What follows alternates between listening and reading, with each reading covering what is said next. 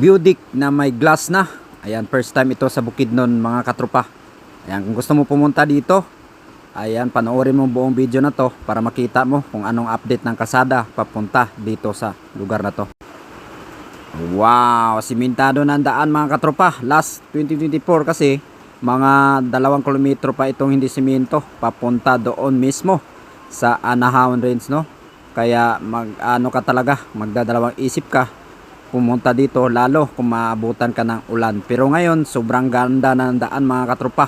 Kaya isa na din itong dinarayong pasyalan dito sa probinsya sa Bukidnon mga katropa. Ayan, kita nyo naman yung kalsada. Sa kalsada pa lang, grabe, mabubusog na yung mata mo sa sobrang ganda ng view dito mga katropa. Ayan, kita nyo yung kalsada, sobrang ganda. Nakasimento na talaga mga katropa. Ayan, papunta dito. Ayan, ito na po yung Anahaw Range mga katropa. 50 pesos po yung entrance fee dito, at parking ng motor 30 at sasakyan 50 po mga katropa. Grabe, sobrang ganda mga katropa. Ay, paki-comment na lang kung nakarating ka na dito mga katropa. Like and share sa ating video mga katropa, no? Kasi marami pa tayong papasyalan dito Mindanao na mga pasyalan, bagong update na mga kalsada na aking ipapakita dito mga katropa. Shout out pala sa nagtatrabaho dito, no? Ayan, shout out mga idol. Ayan, kita nyo naman kung gaano kaganda niya mga katropa. Grabe yung pagdating ko dito mga katropa. Sobrang kapal ng hamog o pags mga katropa.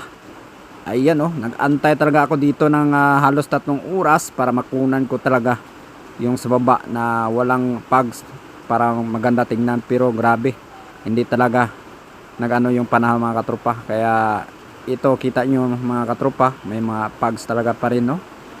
Kaya hindi talaga makita yung sa baba mga katropa.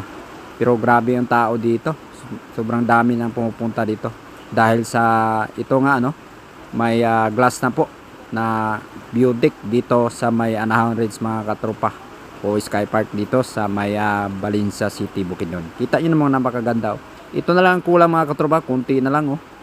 Ayan, pag matapos yan, lalong gaganda tingnan to mga katropa. Kita nyo naman kung gaano kaganda ang view mga katropa.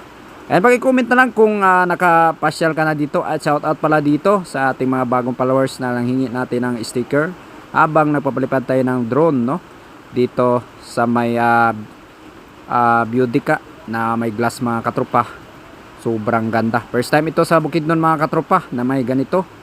Ayan, kita nyo naman kung lalo na pag walang pags, kitang kita dyan sa baba mga katropa. Kita dito ang parte ng Maramag, Balinsa at Malaybalay mga katropa pag nandito ka. Ayan, thank you so much na nakarating ka dulo natin video. Like and share mga katropa. Thank you so much.